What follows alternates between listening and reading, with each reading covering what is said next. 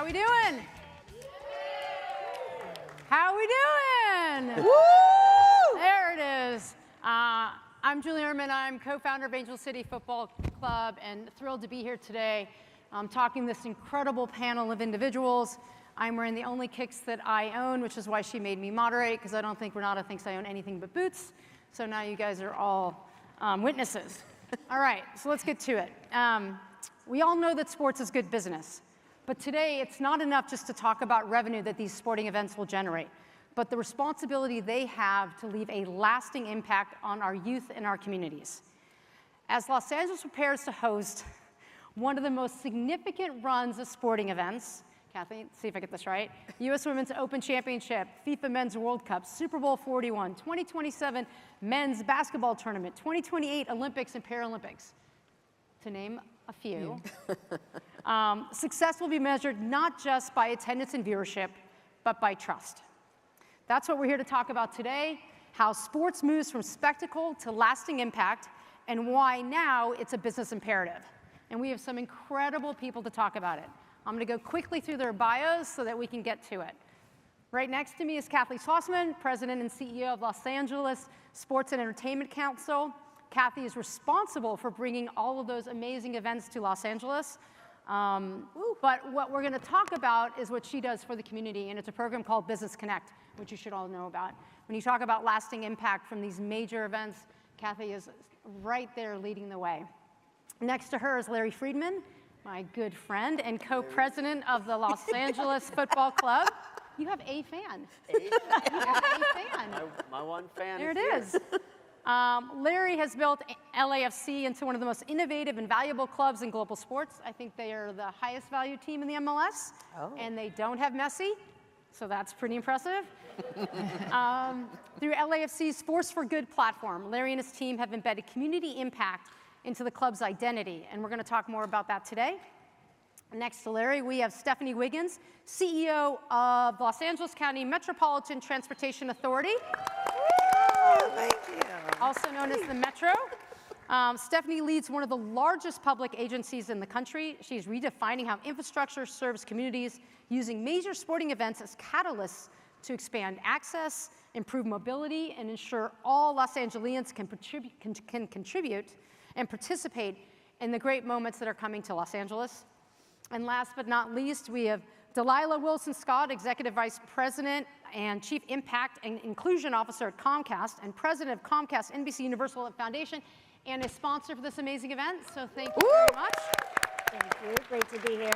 Dalila leads global efforts to connect businesses scale with meaningful community outcomes. Through initiatives like Project Up, she's expanding digital access, driving economic mobility, and ensuring that storytelling reflects and uplifts the communities and the center of these global moments. And we will talk about storytelling with her. Okay, so let's get right into it.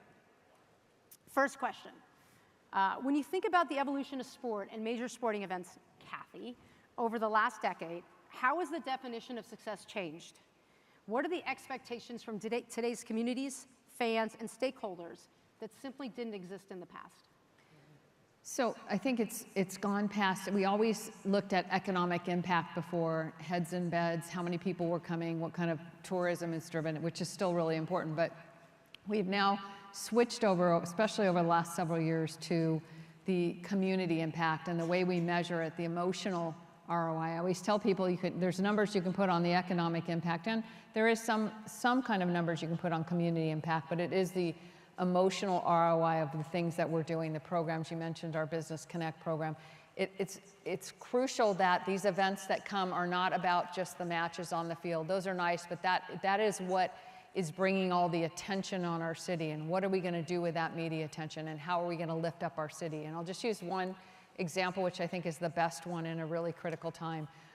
We are partnered with the LA84 Foundation, the Play Equity Fund, and the amazing Renata Simrel to do all of our legacy programs. Because when we are doing legacy programs in the city, we don't just stand things up that are just going to be happening during the major event. We want to make sure our programs continue on. So right before Super Bowl 56 that we hosted in 2022, when we were looking at how are we going to really make an impact on the community, Renata came up with the idea of, instead of creating a brand new program and all the stuff that you're going to do, why don't we look around the city and see who are the people that are doing the great work, organizations who are helping in youth sports, workforce development, or social justice. And let's pick 56 for Super Bowl 56, shine a light on their efforts, give them a financial grant, do a promotional video, and really lift up the work that they are already doing, will continue to do after we're long gone, and that's how we're going to make an impact. Amazing. So Kathy, Larry, and Dalila, you all were part of your host cities as you were trying to get the bids for the World Cup in your cities, so here in Los Angeles and in Philadelphia.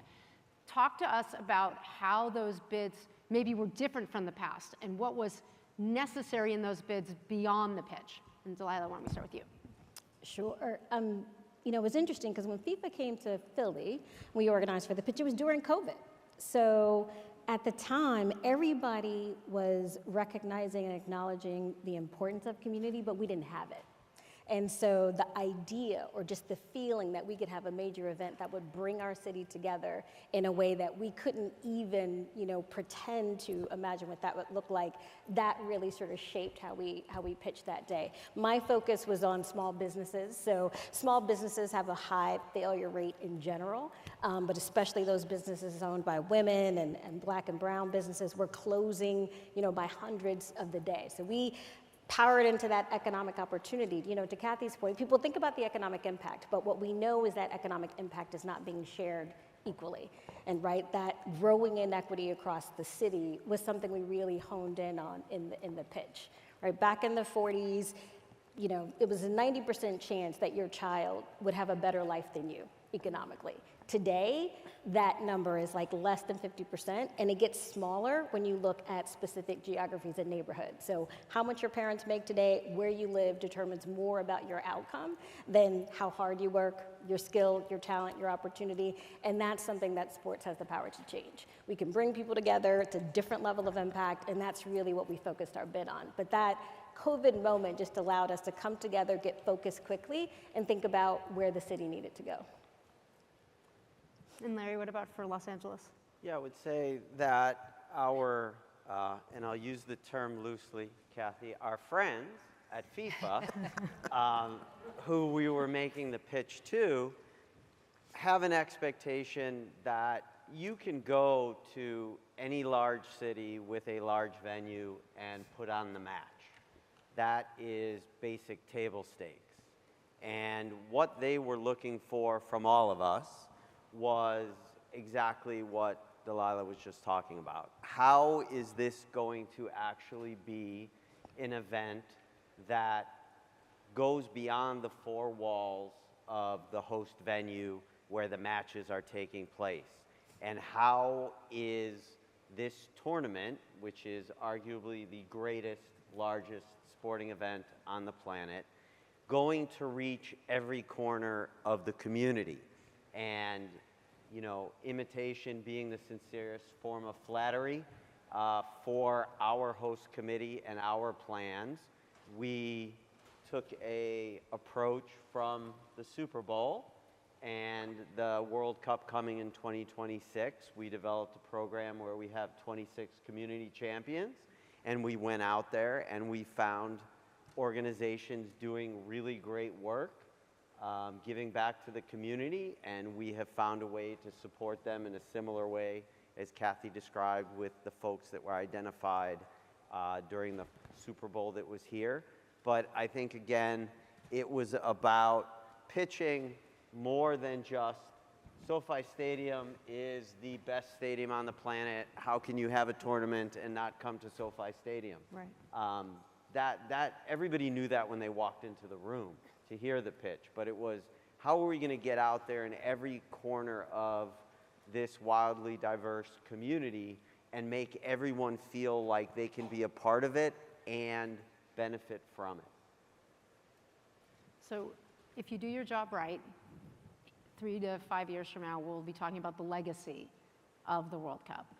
So Stephanie, tell us a little bit about what the Metro is doing. It's a very unique, it's unique to have you on this panel because you talk about mobility and infrastructure, right? And it's not what comes to mind when you think about major events. You think about sports teams or the broadcasters or the sponsors, but How are you showing up for the city for the World Cup? How are you bringing communities and fans together? How is the Metro doing things that they've never done before? Well, we are incredibly thrilled with the privilege to being able to contribute to LA being a host city for the World Cup.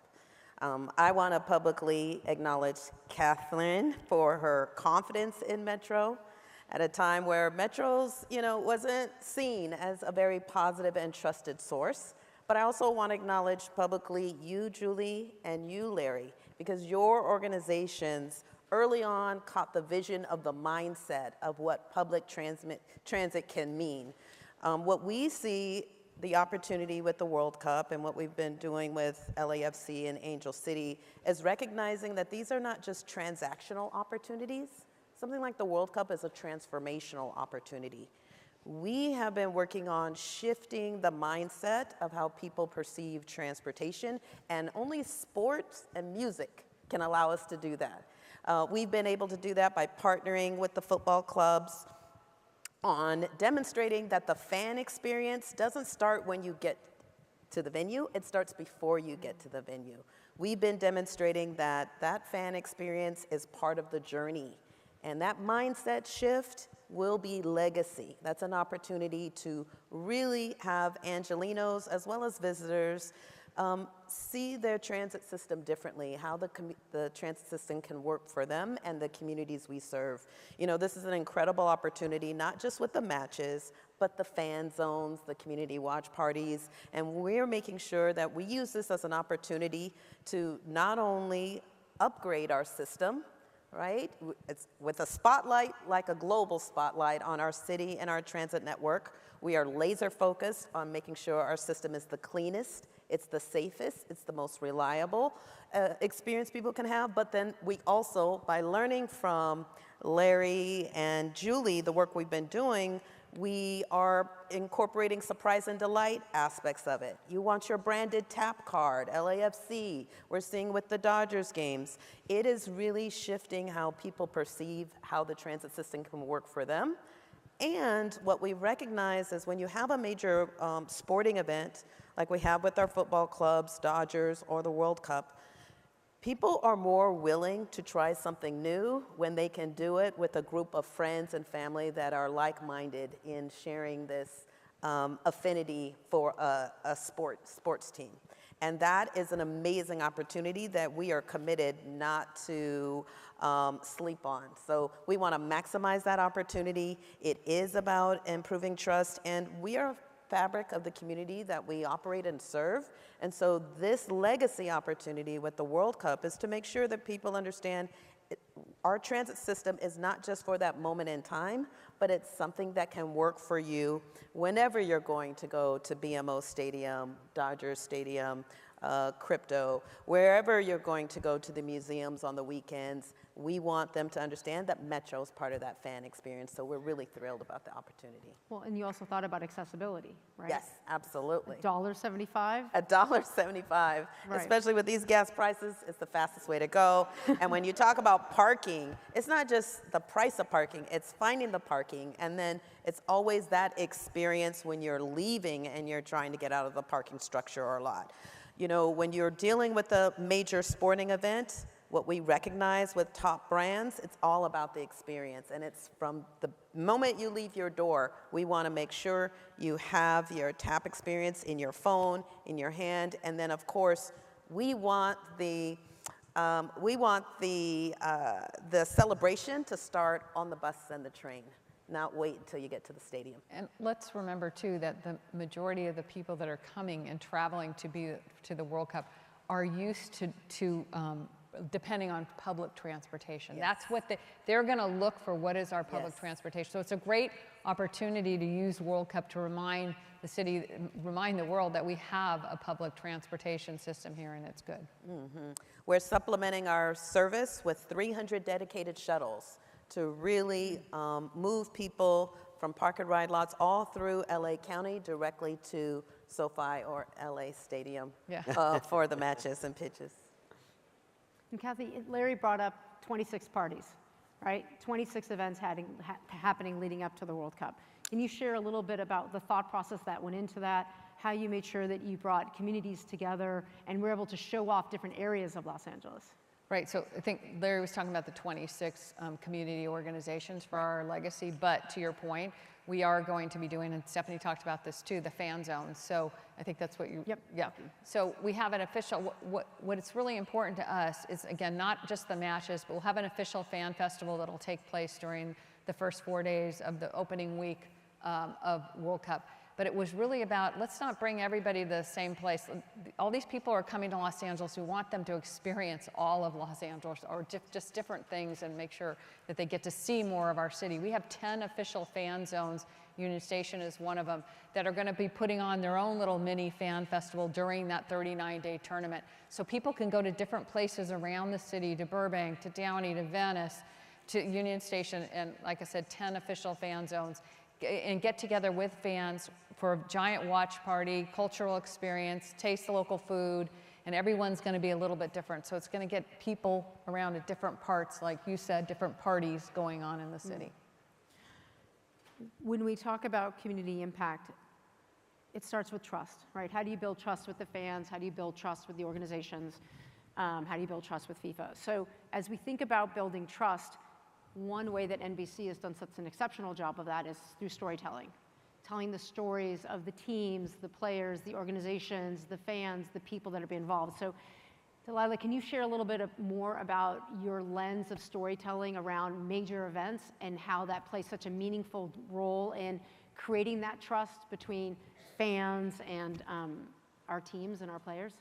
Sure, and just on trust for a second, trust at the major event level, institutional level, is the same as like trust between two people, which means, right, do you show up when you say you're going to show up? You know, do you show up before you need something? Most importantly, are you transparent? And do you deliver?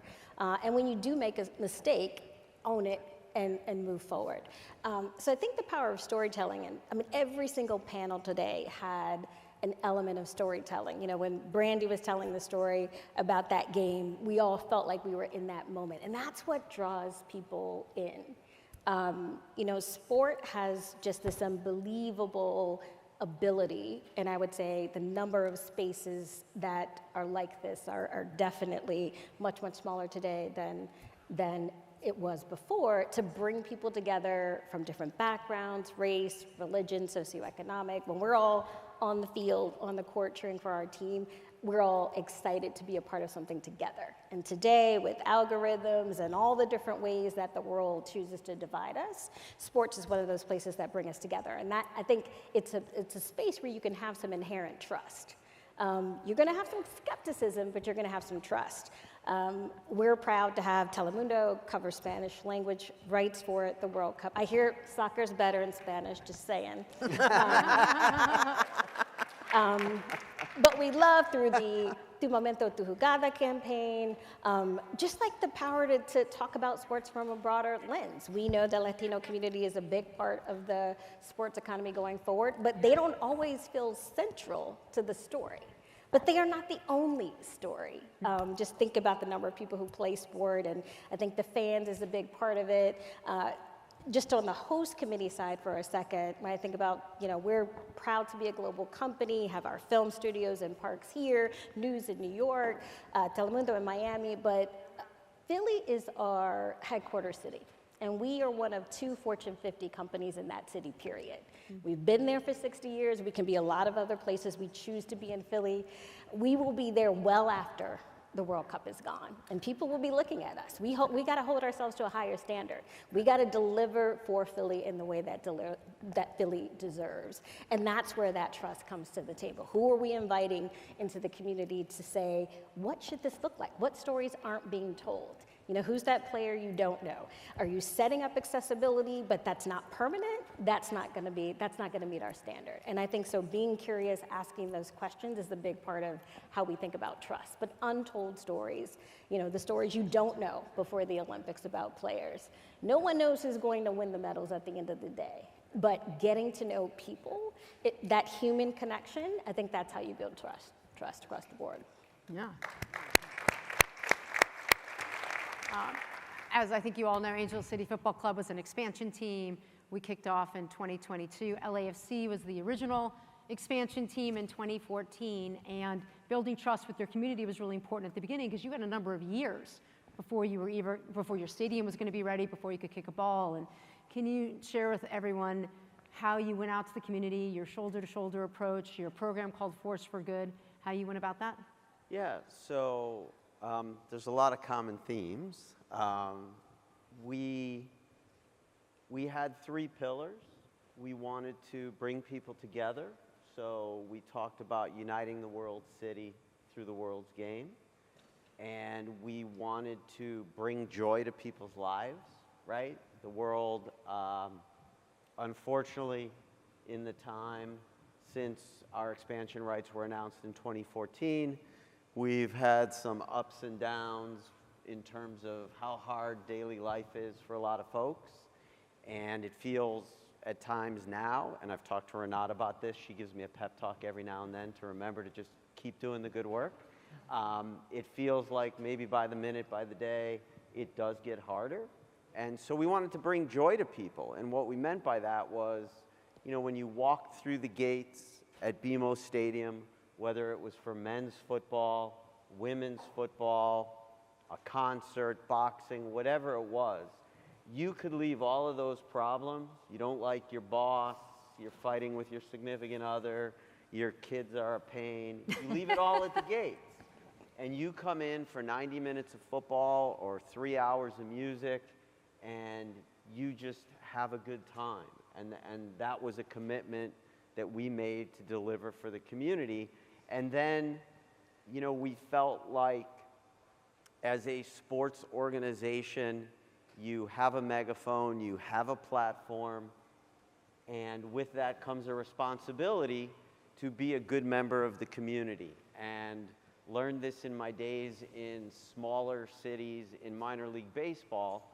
You can't just come into a community and say, buy my tickets, be my sponsor, buy my shirts, buy my hats, buy my everything.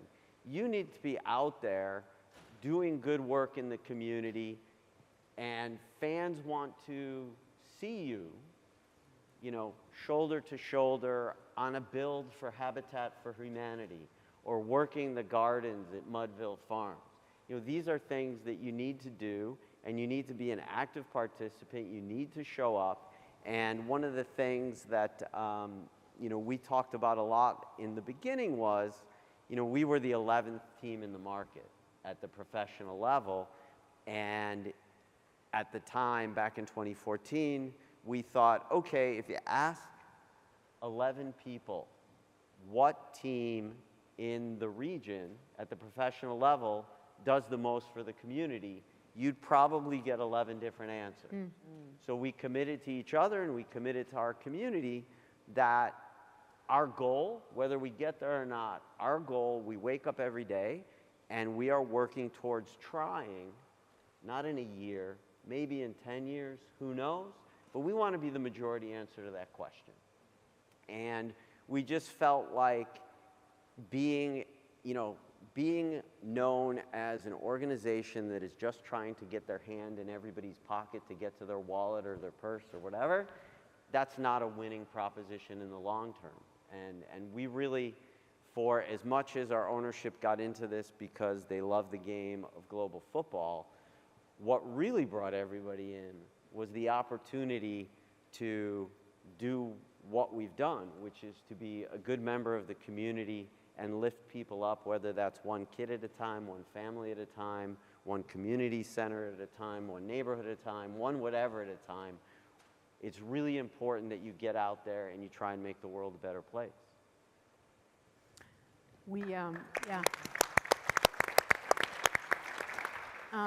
At Angel City, we felt measurement was really important. You know, you talk about legacy, you talk about the impact, but how do you actually measure it and show the social, economic impact of what it is you're doing? And for us, we went very literal when we talked about that, and we created the Angel City sponsorship model, where 10% of our sponsorship dollars goes back into the community.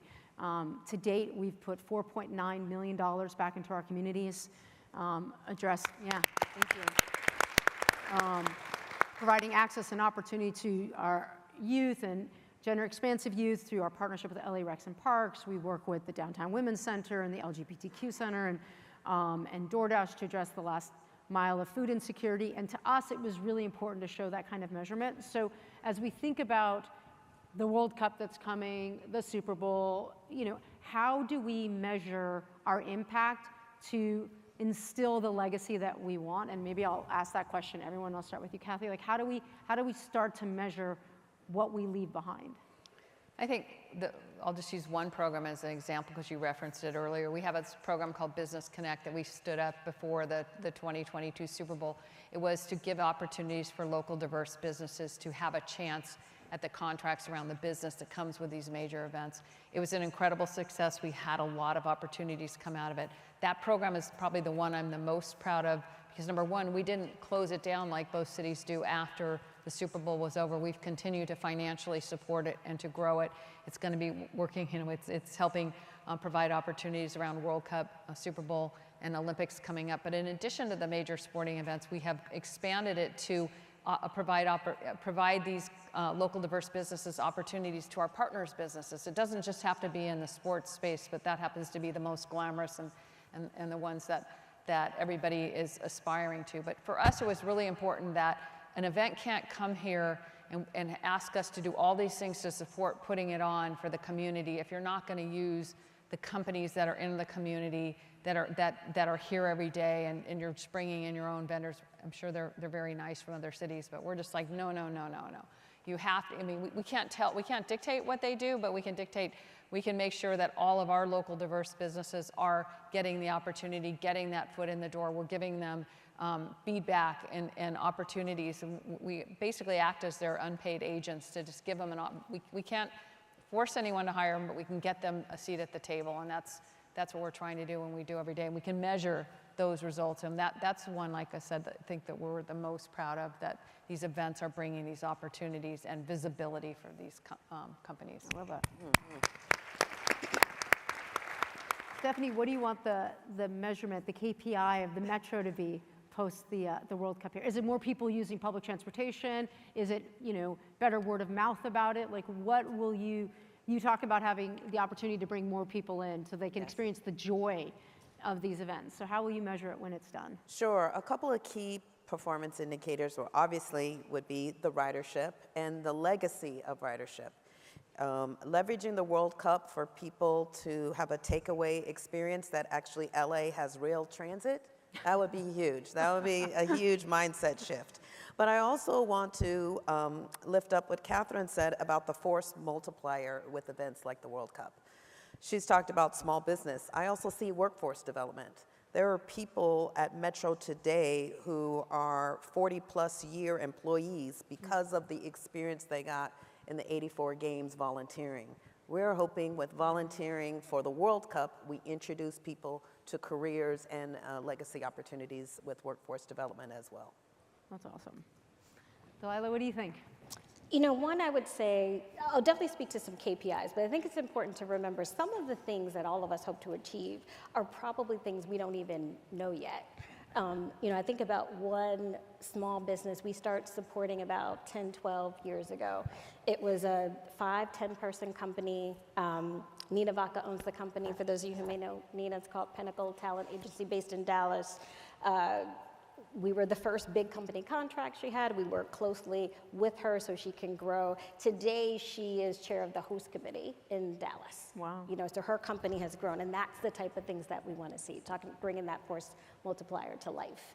I think on an immediate basis, you know, you want to capture everybody and get that spirit and inspiration, but you got to have physical things for people, you know. So there's the power of the mini pitches, but making sure that as we set up mini pitches, that there's somebody who has ownership and accountability to maintain the programming there, the quality of that pitch, getting kids, getting coaches trained up. You know, one of the legacies we've heard about earlier today is just the creation of U.S. Soccer Foundation in '94. So when we were thinking about big partners to work with, we definitely leaned in with U.S. Soccer Foundation. So many pitches there, working with them across our footprint to make sure coaching curriculum, theirs is, you know, They have effective coaching curriculum that works across a number of different markets.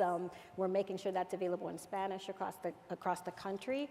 So I think there's things like that. One project I'm excited about that will kick off next week is we are hosting one of our fan fests in Lemon Hill, which is a park in Philadelphia that the city took over in 1844. So this is, you know, it's Philly. It's an old city, as we know.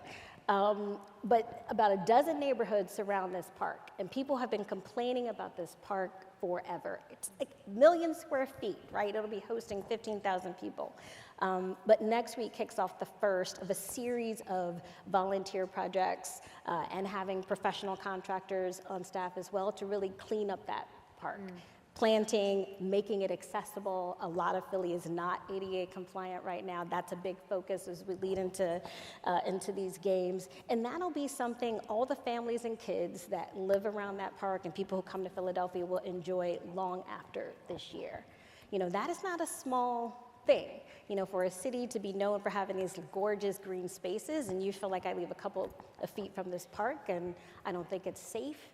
But we'll be hosting thousands of people there this summer, and 10 years, 20 years from now, I hope we'll also be doing the same. Amazing. Larry, we have 8 matches here in LA, is that right? All right, what's the fan legacy? How are the fans gonna show up after the World Cup? What do we want to happen? Well, I think, you know, from a fan perspective, you want, there are all of these host cities in 3 countries, and we've talked about this.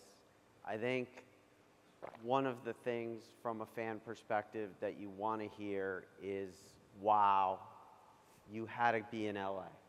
If you weren't in LA, you didn't have the experience, regardless of the fact that the final is somewhere else. That the real party and the real experience was here. And with all things going on in the world, what keeps us up at night is we want people to have a positive experience, a safe experience. We want them to get around easily. You know, best kept secret in the world, I think, is that we have public transportation in the city of Los Angeles. That is, Which will no longer be a secret when we're right. done with the World Cup. That's our goal. But it's almost the ultimate wait what moment when you tell people, no, there are these trains, really. So I think that at the end of it, we want to, as we do, whether it's the Super Bowl, it's NCAA regionals, it's WrestleMania, all these unbelievable tentpole events that, you know, Kathy helps draw to our market and execute on. We just want it to be a really positive experience for everyone who participates. And if you haven't, you know, been brought in on the joke, this experience involves people coming from all over the world who will not have a ticket in their digital wallet and have no intention of buying a ticket to a game. This is one of the great parties and coming together of people from different cultures of all time. And so we just want to make sure whether people are coming for the official fan fest, they're going to watch parties, official or otherwise, that they're just having a great experience and taking in everything that this region has to offer. That's why we thought we had such a powerful bid when we first pitched it to FIFA, because there won't be a game in Los Angeles every day, but why would people choose to either, you know, begin and end their World Cup experience in Los Angeles, or just weave it in? You know, start your experience in LA and then go to Dallas, go to Seattle, wherever. It's because of everything we have to offer in this market. And it was really important for us when we did the bid that we went after the opening match, not the finals, because there's only 2 teams left in the finals. And yes, that's a great ratings draw, but when people come to Los Angeles, all countries are still in it when we have our matches. And so was, you know, as Larry said, start your World Cup journey in LA is what we wanted everybody to do. And then the second tagline that we have is we want everyone, you know, everyone is welcome in Los Angeles. We want to get that message out there. So it's a tremendous opportunity to change the narrative about our city. We have an opportunity, thanks to our amazing media partners, to tell a different story, who are shining the light on the good stories and not the bad stories. There's plenty of media out there that are ready to just jump down our throat for anything here, but we all live here for a reason in Los Angeles. This is a great place to live.